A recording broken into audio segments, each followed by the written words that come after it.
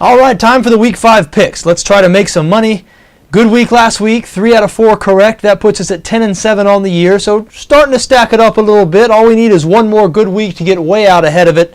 Got 4 games I like this week. I'll go through them all now quickly, starting with the St. Louis Rams at home against the Jacksonville Jaguars.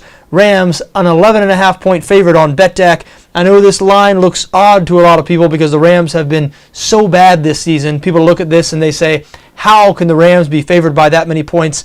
Really like the Rams in this spot. Think they're going to cover easily. Jacksonville might be the worst team in the history of the NFL. I know we throw terms around like that a lot, but when you look at the statistics through 4 games, they bear that out. The Jags dead last in the NFL in total offense, points per game, rushing defense. I mean, this team is hopeless. They've lost all 4 of their games by 10 points or more, only the 6th team in NFL history to do that. And I don't think odds makers have quite caught up with just how bad the Jags are yet. I like 1-3 St. Louis minus 11.5 against Jaguars. Next game I'd like to talk about, the Tennessee Titans at home taking on the Kansas City Chiefs. Chiefs installed as a 1-point favorite on BETDAQ. I do like Tennessee here. This should be a tight, low-scoring game. However, I think the injury to Jake Locker last week, Locker, of course, Tennessee's starting quarterback who hurt his shoulder and will miss the next several games, I think that is going to help the Titans. Ryan Fitzpatrick, Locker's backup, has had a lot more success in the NFL than Locker has. Fitzpatrick, was the Buffalo Bills quarterback for the last few years before moving on when the Chan Gailey regime ended after last season. I think Fitzpatrick is going to provide the Titans offense with a dimension that they've lacked a little bit with Locker. I think he's going to be able to throw the ball downfield a little more, and I do expect that Tennessee defense, which has been playing really well this year, to control the Kansas City offense. Remember, when you examine what the Chiefs have done this year, they've won 4 games.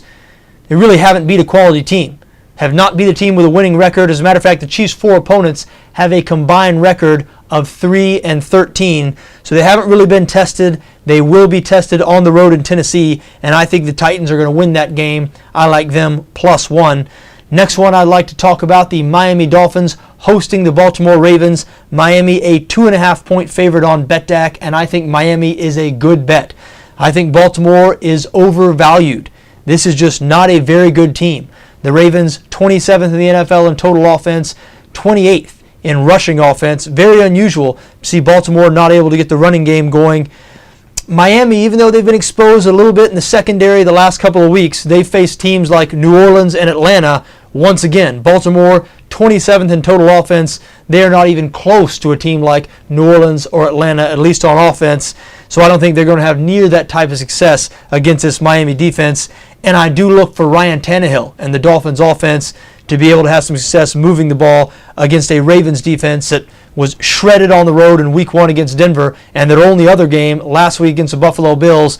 They didn't hold up all that well in that game either. The Bills gaining 350 total yards of offense. Miami has a better offense than Buffalo. I expect them to move the ball in this game and beat the Ravens, covering the 2.5. Final game I'm having a play on this Sunday is the late game. This game on 11:30 p.m. my time, 11:30 p.m. Eastern. It's the late kickoff because of the playoff baseball. Still, I will be staying up to watch it because I will be involved. The Oakland Raiders at home, a 4.5 point underdog against the San Diego Chargers, and I like the Chargers to cover that 4.5 point number. I just don't think Oakland is going to be able to generate enough offense here to hang around. The Raiders, 21st in total offense, 27th in passing offense, and the secondary, if you're going to get San Diego, you need to get their secondary because they're 28th in the NFL right now in pass yards per game allowed. I just don't think Oakland is well equipped to attack that weakness.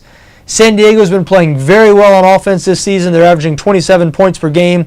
I just think they're going to be too much for the Oakland Raiders in the late game on Sunday. I do like San Diego minus 4.5. There you have it. My 4 games this week. The St. Louis Rams minus 11.5. The Tennessee Titans +1.